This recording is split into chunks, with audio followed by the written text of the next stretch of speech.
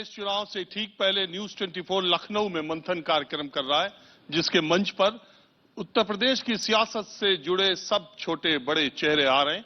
तो हमारे साथ इस सेशन में छोटे दल के एक बड़े चेहरे ओम प्रकाश राजभर मौजूद हैं और इनसे हम बात करते हैं। वैसे तो इनकी बात आज तक क्लियर ही नहीं हो पाई कि क्या कहते हैं, किधर जाएंगे। जहां हैं वहीं हैं। हाँ? जहां पर हैं वहीं हैं। किधर हैं?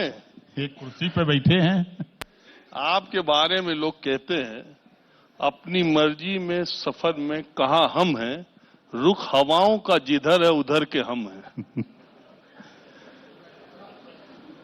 आजादी के 75 साल में हम लोग दूसरे के रुख को बदलते थे, दूसरे को सत्ता पे बैठा करके उम्मीद लगा के कि अब हमको हिस्सा मिलेगा।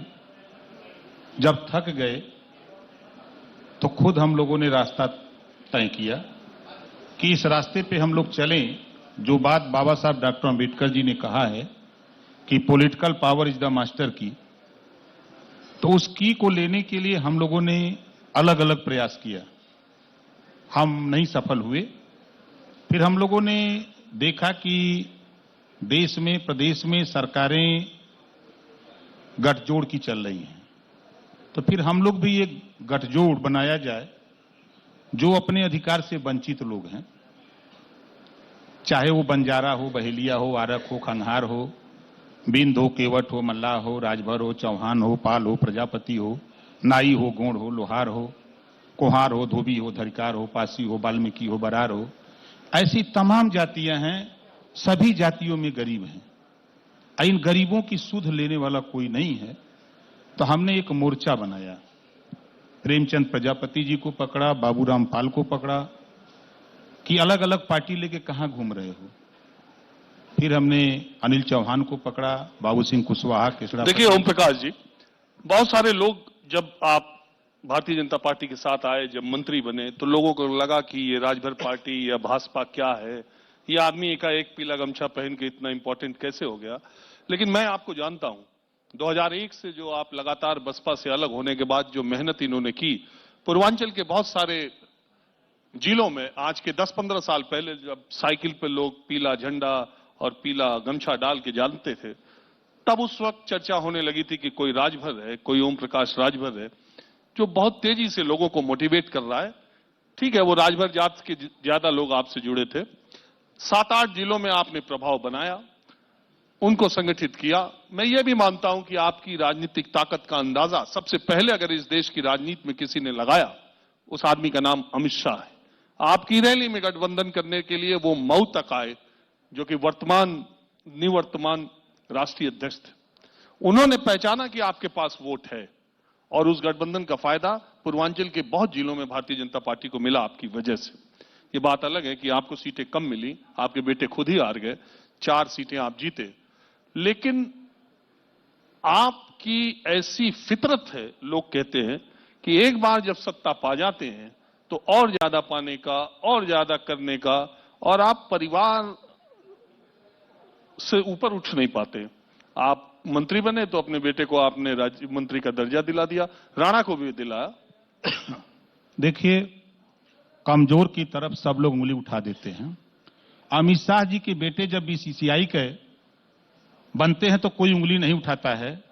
राजनाथ सिंह के बेटे जब विधायक बनते हैं तब कोई उंगली नहीं उठाता है। लेकिन ओम प्रकाश राजभर अगर अपने बेटे को बना देता है तो उंगली उठती निश्चित है। क्यों? क्योंकि हम अभी कमजोर दिखते हैं, इस नाते लोग उंगली उठा देते हैं। हिम्मत है किसी की अमित शाह जी के ऊपर उंगली उठाने की? हिम्मत है किसी की राजनाथ सिंह के ऊपर उंगली उठाने की? आप तो कहते हैं कि जो पार्टियां जो कर रही थी आप उससे अलग रास्ते पे जा रहे थे। वही तो बात, यही अलग रास्ता नहीं अलग। आप सोच तो लीजिए, जब आपके बेटे की बात करें तो आप दुनिया भर के बेटों की बात करें। मैं आपको उदाहरण दे रहा हूं। 2 साल मैं सत्ता में था। मेरा मैं चुनौती देता हूं आपके मंच के माध्यम से पूरी भारतीय जनता पार्टी को, एक चीज वो खाली बता दें। 9 जुलाई 2016 को गठबंधन की घोषणा हुई, अमित शाह जी गए थे। 1 रुपया भी 8 महीने में दिए हों तो राजनीति करना बंद कर दूंगा, यह चुनौती देता हूं। मैं गया था क्यों? पिछड़ी जाति के 27% आरक्षण जो लागू है, 1953 में काका कालेलकर आयोग गठित हुआ, 1950 में रिपोर्ट आई, रद्दी की टोकरी में पड़ी रही। फिर 1978 में मंडल आयोग गठित होता है, 81 में रिपोर्ट आती है, रद्दी की टोकरी में चली गई। फिर बीपी सिंह जी प्रधानमंत्री बनते हैं, उन्होंने घोषणा किया, विरोध चालू किया।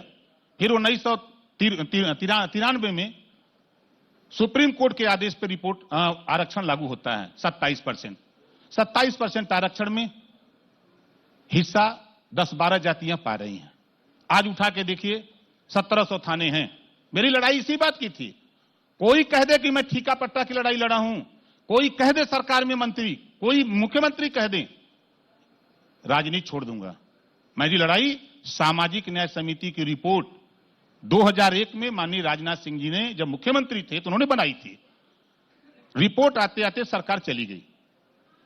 फिर सरकारें सपा बसपा की बनती रही, उस पर अमल नहीं हुआ। बीच में बीपी सिंह जी से पूर्व प्रधानमंत्री थे, उनसे हमारी मुलाकात हुई। उन्होंने कहा कि नहीं, ये चीज होना चाहिए। चलिए, इतिहास तो सब जानते हैं, हम भी जानते हैं, आप भी जानते हैं। 2 साल 10 महीना 2 साल में वेट किया, रिपोर्ट तैयार हुई तो हमको बहका दिए। फिर राघवेंद्र सिंह के नेतृत्व में, पूर्व रिटायर्ड जज के नेतृत्व में कमेटी बन गई, रिपोर्ट आ गई। 2 साल 10 महीना हो गया, लागू नहीं किया। अरे वही तो राजभर जी मैं कहता हूं, अगर आपने इस्तीफा दिया होता तो मैं मान जाता। आप तो बर्खास्त किए गए। चलिए मेरे साथ, योगी सरकार ने आपको बर्खास्त किया। आप क्यों? क्योंकि आप उनसे रिश्ता रख के 2019 के लोकसभा चुनाव में ताकत दिखाना चाह रहे थे, आप सीट चाह रहे थे, आपको बीजेपी ने नहीं दिया, आपको बर्खास्त नहीं। मेरी बात आप सुन लें, आपने कह लिया ना। हाँ। ओम प्रकाश राजभर विधानसभा की कार्रवाई निकलवा कर देख लीजिए। संसदीय कार्य मंत्री ने कहा कि मैंने नहीं छोड़ा, ये छोड़ के खुद गए हैं। पहली चीज। दूसरी चीज, मुख्यमंत्री और वर्तमान भारतीय जनता पार्टी के राष्ट्रीय अध्यक्ष 12 बजे रात दोनों लोगों को इस्तीफा क्यों दिया? 1 सीट मांग रहा था, मात्र 1 सीट गठबंधन धर्म निभाने के लिए। सामने कहूंगा, चलिए समय लीजिए मैं चलता हूं। 1 सीट मांग रहा था, अब इससे नीचे क्या मांगा जा सकता है? हम खाली समर्थन देने के लिए आए हैं। आप सामाजिक न्याय समिति की रिपोर्ट लागू नहीं करोगे, एक समान शिक्षा, फ्री शिक्षा देने का वादा किया उसको नहीं करोगे, फ्री बिजली का बात किया आपने, उसको भी नहीं किया। आपने जो वादा हमसे किया एक भी नहीं किया। ये मेरा व्यक्तिगत नहीं लड़ाई है, सामाजिक न्याय समिति। अच्छा चलिए, मान लीजिए, पीछे छोड़ दीजिए, आपकी बहुत खटास हो गई, बीजेपी ने जो वादा किया पूरा नहीं किया। अब आप बताइए क्या करेंगे? मैं तो बैठा हूं कुर्सी पर। यही तो है। दीवानों की बस्ती में होशियार ही बसते हैं, रखते हैं ताल्लुक भी, आवाज भी कसते हैं। आप ताल्लुक भी रखते हैं और आवाज कसते रहते हैं। नहीं, आप के वोटर, आपकी पार्टी के नेता जो यहां बैठे हैं, उनको भी यह भरोसा नहीं होता कि राजभर किधर जाएंगे। हमारी पार्टी के सभी नेता जानते हैं कि हम लोग क्या करेंगे। हम कोई कदम उठाते हैं तो अपने नेताओं से पूछ के उठाते हैं। पहले हमको लोग गोल गोल घुमाते थे, अब हम सबको गोल गोल घुमाते हैं। नहीं तो आज मंथन में 4 महीने बाद चुनाव है, अब गोल गोल घुमाते रहिए। मैंने कहा कि ये छोटे दल के बड़े नेता हैं, राजभर को, ओम प्रकाश राजभर जी की बात को समझना और ये कितने दिन तक आज वाले बयान पर कायम रहेंगे ये भी जानना बड़ा मुश्किल है। मैं ये कह रहा हूं कि अभी आप गए थे दिल्ली, मुझे पता चला कि आप बीजेपी के शीर्ष नेताओं से शायद बात करने गए थे। आपसे जब पूछा गया क्या करने आए हैं, तो आपने कहा पश्चिमांचल का दौरा कर रहा हूं। वहां पश्चिमांचल में आपका क्या है? पहली बात तो मैं दिल्ली गए, मुझे कम से कम 3 साल हो गया दिल्ली गए। अगर ये बात है तो 100% झूठी खबर है। अच्छा, ये भारतीय जनता पार्टी की बात बता दूं, मैं तो साथ रहा हूं, खाता न बही, जवन भाजपा कहे वह सही। जो तू कहता हूं सही।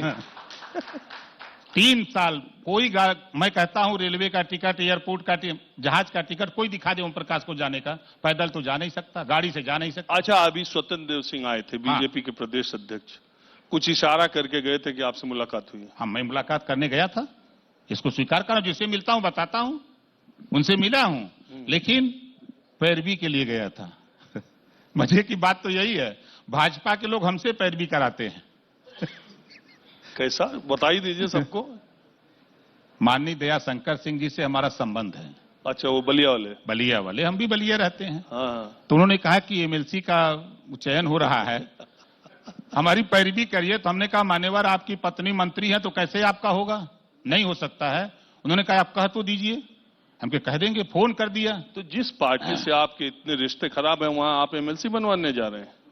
भाई वो नहीं माने तो हम क्या करें, कहें कि आप कह देंगे तो हमारा हो जाएगा। हमके हमारे कहने से अगर हो जाता, भैया चलो हम चलते हैं। कहीं ऐसा तो नहीं आपने कहा कि इनको बना देंगे तो हम आ जाएंगे?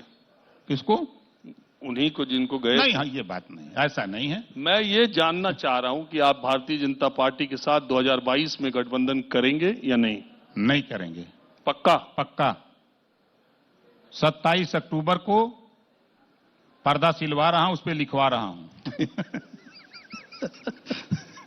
27 अक्टूबर को आपको सब फिगर मिल जाएगा। अच्छा, दूसरी बात है, मैं आपकी सीट को जानता हूं। जब आपने ये मान लीजिए तय कर लिया कि आप बीजेपी के साथ नहीं जाएंगे, तो दूसरा सबसे मुफीद ऑप्शन आपके लिए है कि आप मुख्तार अंसारी के गुणगान गाने लगे और आप कहने लगे कि मुख्तार अंसारी मसीहा भगवान है। एक सरकार आप देख ही नहीं कैसी कार्रवाई हो रही, तो आप मुख्तार अंसारी को मसीहा और भगवान कह रहे हैं जब बीजेपी से साथ छोड़ दिया? नहीं, मैं बीजेपी से साथ चुनाव लड़ा, इतिहास उठा के देख लीजिएगा। मुख्तार की वजह से महेन गांव है, मऊरा गांव है, जहां टोटल मुसलमानों का गांव है।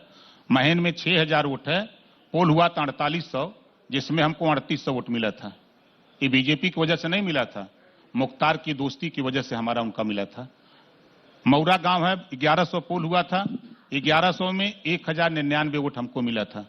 10,000 के ऊपर वोट वहां मुसलमानों ने दिया हमको, क्योंकि हमारा उनका संबंध कौमी एकता दल वो बनाए थे तब से संबंध था। और मजे की बात कि 5 बार से वो आदमी एमएलए चुन के आ रहा है। जनता वोट उसको क्यों दे रही है? जनता क्यों नहीं हरवा देती? और जहां तक सवाल सरकार का है, सरकार जाति और धर्म चीन करके अपराधियों के खिलाफ कार्रवाई कर रही है। मैं डंके की चोट पे कहता हूं, वहीं हाथरस में घटना होती है, अपराधी को बचाने लग जाती है सरकार। बलिया में पाल की हत्या होती है, अपराधी को बचाने लग जाती है सरकार। ये कौन सा तरीका है? तो मुख्तार मसीहा है? बिल्कुल गरीबों के मसीहा है। गरीब उनको वोट देता है। 5 बार से एमएलए चुन रही है जनता, फिर चुनेगी, देखिएगा ना, फिर चुनेगी। मैं तो गया था क्षेत्र में, मैंने पूछा कि बताओ अब क्या होगा। अरे कहे नेताजी अपन काम करा, हमारी बिटिया के शादी में रुपया वो देता है, बीमार होते हैं अस्पताल में दवाई वो कराता है। कहा टकसाल से छपवा के? अब चाहे जहां से लिया के देता हो, चाहे आपसे मांग के देता हो, चाहे हमसे मांग के देता हो, लेकिन मांगने पर कितना मिलता है मालूम है।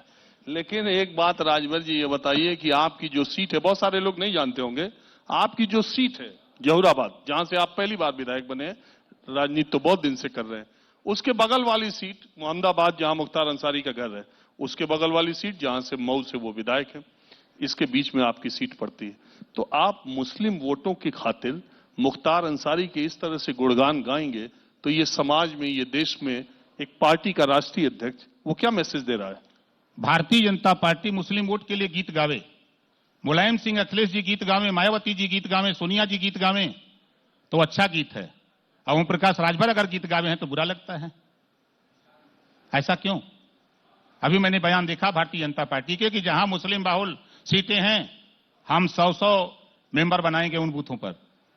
वो कर रहे हैं, अगर हम कर रहे हैं, वो करें तो रासलीला, हम करें तो करैक्टर ढीला। और दूसरी बात ये जो आपका स्थानीय समीकरण है उसकी बात ठीक है। आप ओवैसी आए, सबसे पहले आप ही ने उनको दामन थामा, सब कुछ किया। अब आपके बेटे कह रहे हैं ओवैसी तो भारतीय जनता पार्टी की बी टीम है। ये क्या हो गया? एक महीने में क्या हुआ? देखिए, उस वीडियो को देख लीजिए। अच्छा, वो गलत है? वो गलत बयान है। वो बेटा मेरा कहा है कि लोग कहते हैं, सारी पार्टी के लोग उनको बी टीम कहते हैं, हम समझ नहीं पाते क्यों कहते हैं। उसका बयान यह है, और उसको काट पीट करके जो दिखाया गया, हमने वीडियो को देखा, जब मुझे जानकारी मैंने देखा तो मैंने फोन किया पहले उसको कि क्या बयान दिए हो। कहा पापा कोई बात नहीं, हम भेज रहे हैं वीडियो जो मैंने बोला हूं। भेजा मुझे, मैंने देखा, तो फिर जैसे आपने सवाल किया तो कुछ साथी हमसे सवाल किए, हमके लो वीडियो देख के तब मुझसे कहो। जब देखा उन्होंने तो कहा कि नहीं ऐसी कोई बात नहीं है। नहीं तो आप क्या मानते हो वैसी क्या है? आप उनके साथ अभी भागीदारी संकल्प मोर्चा में हैं, आप साथ लड़ेंगे कि नहीं, ये भी सवाल। अभी 3:30 बजे हम मिलेंगे इसी होटलवा में। अभी यहाँ खाली जी होंगे तो उन्हीं के जाएंगे। हाँ, आज तय होना है कि ज्वाइंट कार्यक्रम किस किस मंडल में होना है। अब हमारे 10 पहलवान हम मैदान में चल रहे हैं एक साथ। मुख्तार अंसारी के तू टिकट देते हो वो देते हो का मतलब? चाहे वो लड़ा चाहे हम लड़ाई, दोनों बात एक है। भागीदारी संकल्प मोर्चा से लड़ेंगे। ये तय है कि आपका मोर्चा रहेगा? बिल्कुल लड़ेगा। कितनी सीटों पर लड़ने जा रहे हैं? बिल्कुल। हम देखिए, हम लोग 20 महीने से हम लोग तैयारी कर रहे हैं 403 सीटों पर तैयारी हम लोगों की है।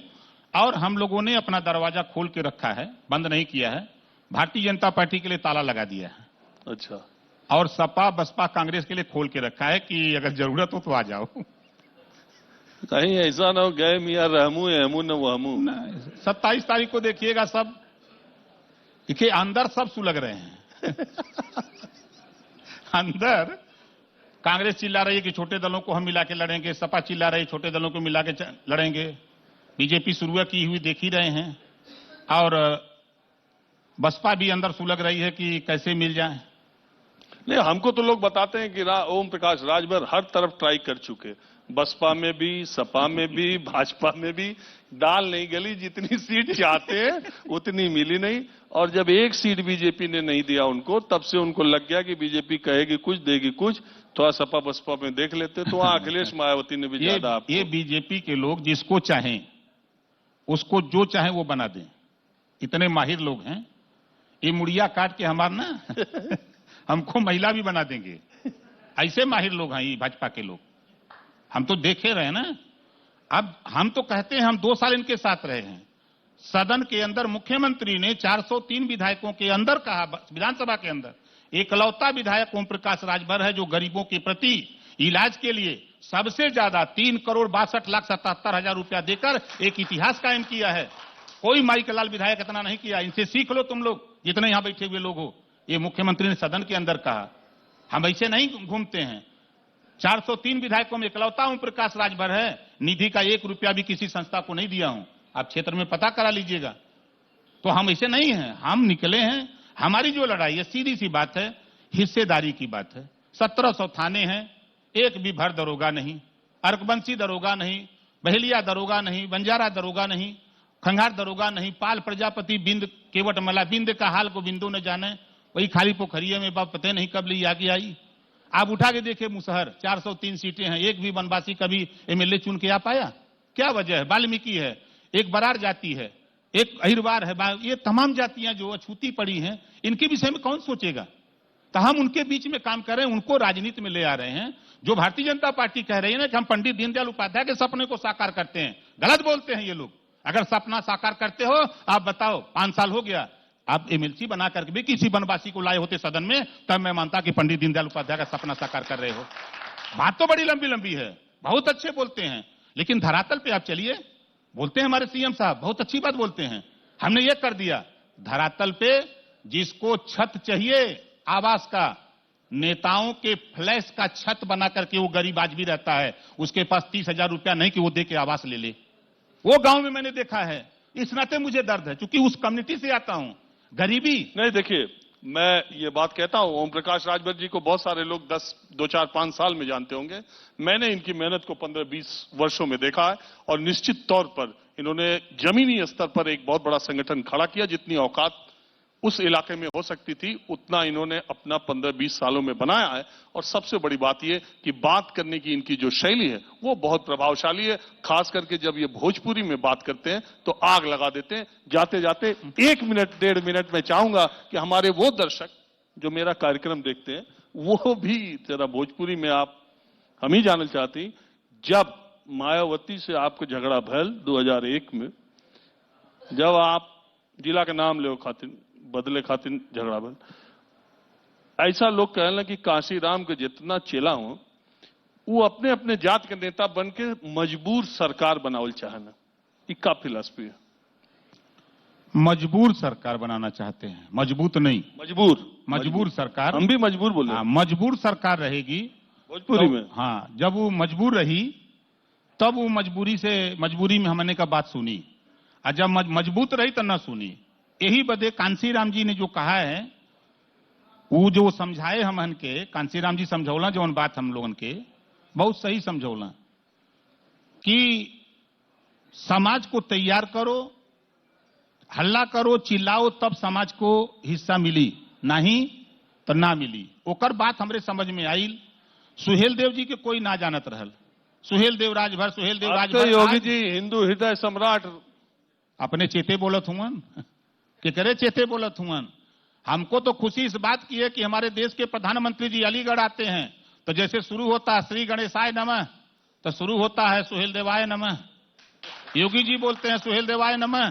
सुहेल देव पे राजनीति शुरू हो गई। प्रधानमंत्री जी ने कहा कि देश तरक्की तभी करेगा, समाज तरक्की तभी करेगा जब सुहेल देव जी की विचारधारा का भारत बनेगा तब। अच्छा ओम प्रकाश जी, आपसे बहुत माफी के साथ, क्योंकि वक्त कम हो रहा है, सेशन तो मजेदार रहा, थोड़ी और बात करते हैं। बहरहाल मंथन कार्यक्रम चालू रहेगा। अभी ओम प्रकाश जी के जाने का वक्त तो चला है।